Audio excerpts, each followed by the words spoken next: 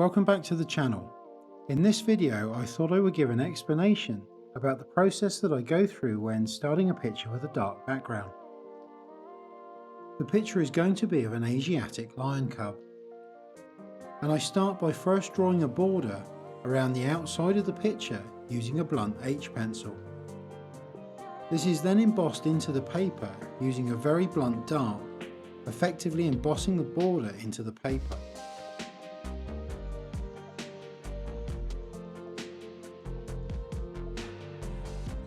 A kneadable eraser is then used to remove any excess graphite.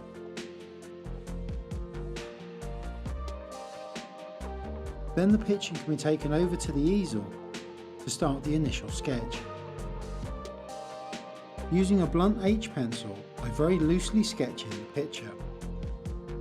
Again, the pencil is blunt so as not to damage the surface of the paper, and this makes any correction relatively easy to do. A picture like this will generally take me about a day to sketch out, including any minor alterations and changes that are needed. The simpler the sketch can be at this stage, the better, so I will usually start with the outline and any key features such as the eyes, nose, before moving on to any marking.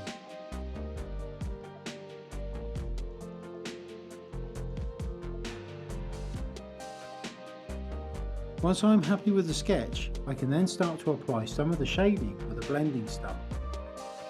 This will give the picture form, and it is again very easy to erase if needed. For any darker areas, I can simply just go back over them again, adding another layer. The scale of the eye looks slightly too large, so I make a minor alteration with the kneadable eraser. In some places, original reference lines can be erased, with a looser pattern then being sketched in with the blending stump. To load the stump with graphite, I first dip it in some graphite powder, and then get rid of the excess on a piece of scrap paper. This is a relatively new one, and after a period of time it will just become very saturated with graphite, so it won't need to be loaded as often.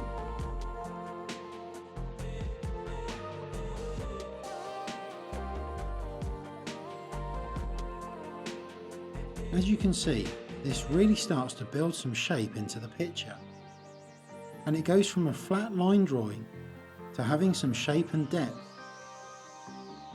And again, if any areas need to be darkened, I can simply apply another layer.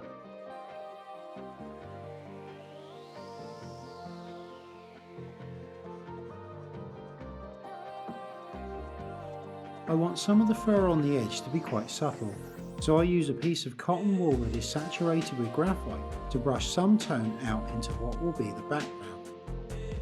Whereas in other areas, I just use a kneadable eraser to remove tone. I use a blunt dart to emboss the texture of the fur that runs into the background using a tangled pattern.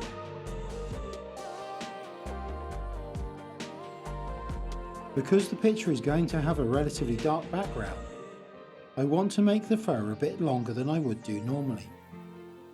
Because when I apply the background, it will basically diminish the fur back towards the body. So I go a little bit further than needed to compensate for this.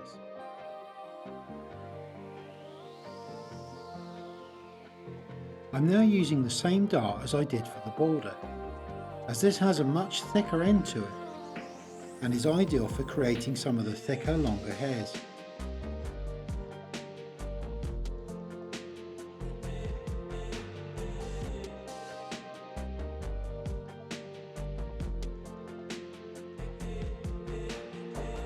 I now move back to working on the desk, but before I start to apply the background, I am first going to add a mask and attach it with tape.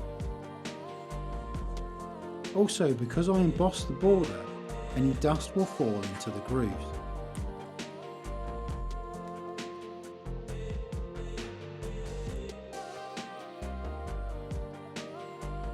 To create the background, I use a makeup sponge to apply graphite powder with a circular motion.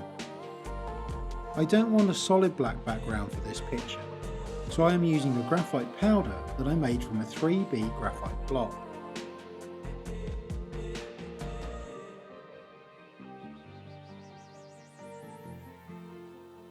Where the fur goes into the background, I just use a 3B pencil lightly working back into the fur. The embossed fur texture then starts to stand out. The blending stump is then used to smooth the tone out,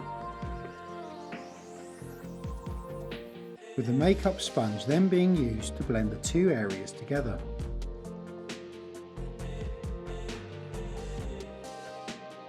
A kneadable eraser can then be used to pull out any areas of fur that I want to highlight further.